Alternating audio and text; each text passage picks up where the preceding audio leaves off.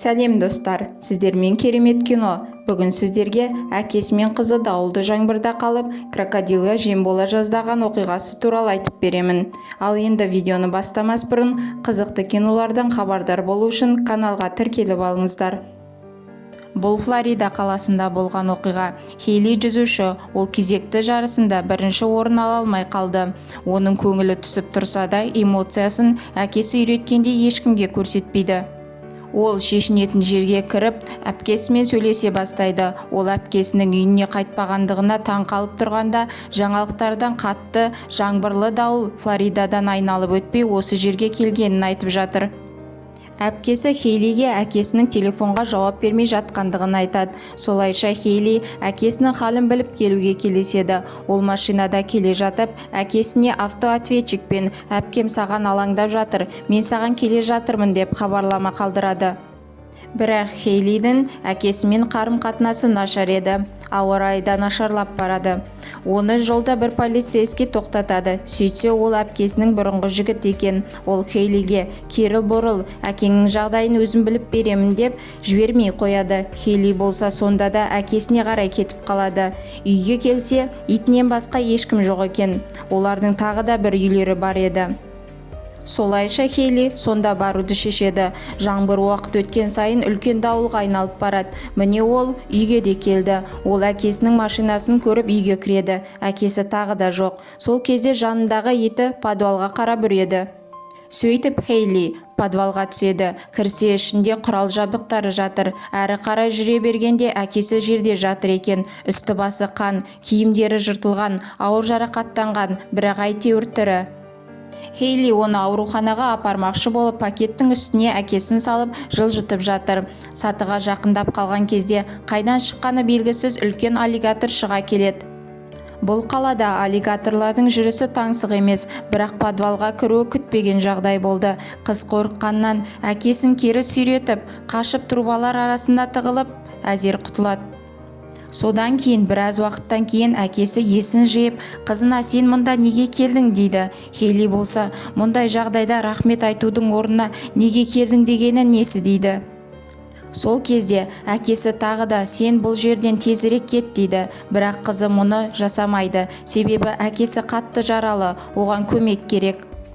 Солайша Хейли түсіп қалған телефонын көріп алуға бекінеді. Әкесі оған ол жерге айналып бар дейді. Хейли жермен еңбектеп кетіп бара жатып, әкесі одан жүзу туралы сұрайды. Хейли болса ренжулі, себебі анасынан ажырасып кеткені үшін жауап бергісі келмейді. Міне ол телефонын тауып хабарласайын деп еді, аллигатор оның аяғынан тістеп сүйретіп бара жатыр. Ал әкесі болса орнынан қозғала алмайды. Ол бір мезетте аяғын шығарып қашпақшы болып еді, екінші аллигатор келе қалды. Солай арпалысып жүріп, аллигатордың біреуін темір тығып өлтіріп, трубалардың арасына тығылып, жарақатын байлайды. Ал сол сәтте подвалға су тола бастайды. Әпкесі болса әлі құрып әзер дегенде құралдарына жетіп аяғында шығып тұрған сүйегін орнына салды. Хейли сол кезде терезеден көрші үйде адамдар бар екенін көріп көмекке шақыра бастайды. Сөйтсе бір ұрылар екен. Ұрылардың біреуі Хейлиге қарай келе жатыр еді. Қайықтағы екіншісін сол сәтте аллигатор жеп қойды. Ал ол болса дүкендегі бауырына ескертейін деп еді, ол да үлгермейді. Сөйтіп, аллигатор бауырында мерт қылды.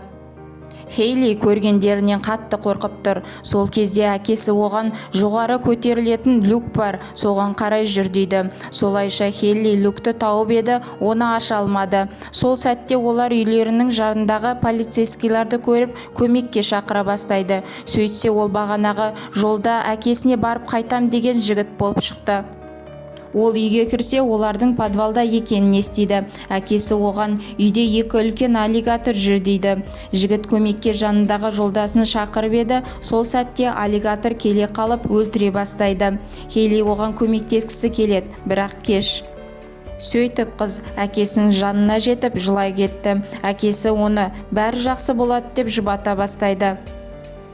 Хейли енді қайтадан сатыға қарай жүрмекші, ал әкесі болса аллигаторлардың көңілін өзіне аудара бастайды да, біреу жанына жақындағанда оны күрекпен ұрып өлтіреді. Хейли болса сатыға жете алмайтындығын түсініп, құбырмен сыртқа шықпақшы. Әкесі оған жан даусымен олай істеме дейді.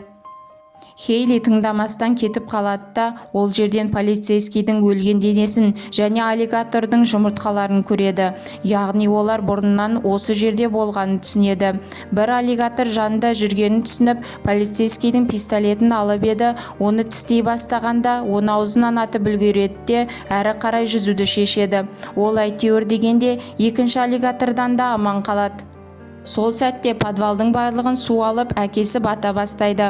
Олардың иттері Хейлиге әкесінің қай жерде екенін көрсетеді де, Хейли сол жерді ұрғылап, еденін сындырып, әкесін шығарып алады. Әкесі су жұтқаннан есін білмейді. Солайша кеудесінен бір ұрып, есін жидырады. Сөйтіп екеуі далаға шығып, тезірек қайыққа отырмаса плотина жарылады. Бірақ ол қайыққа жету өте қиын. Олар аллигаторларға сездірмей жай жүріп көрейін деп еді, бірақ үлгермей қалулары мүмкін. Солайша Хейли жүзіп баруды шешеді. Әкесі оған «Сен олардан тезсің, сен жетесің» деп қолдау білдіреді. Хейли суда жүрген аллигатордан аман қалып, қайықпен әкесіне жүзіп келіп, әкесі мен итін отырғызып еді, плотина жарылып, оларды үйге қарай аударып кіргізіп жіберді. Үйдің ішінде де аллигатор толып жүр. Әкесі сол кезде құтқару оттарын тауып алып еді, қолынан аллигатор тістеп ала жөнелді. Хейли болса аллигатордан қашып, оны ваннаға қамап үлгерді. Сөйтіп Хейли әкесін тауып, екеуі үйдің төбесіне шығады. Олардың әлдері әбден құрыды. Сол сәтте Хейли вертолетті көріп, қолындағы отты жағады да оларды құтқарады. Осымен фильм аяқталады. Осындай қызықты фильмдерді жіберіп алмас үшін менің каналыма жазылып алыңыздар. Назарларыңызға рахмет.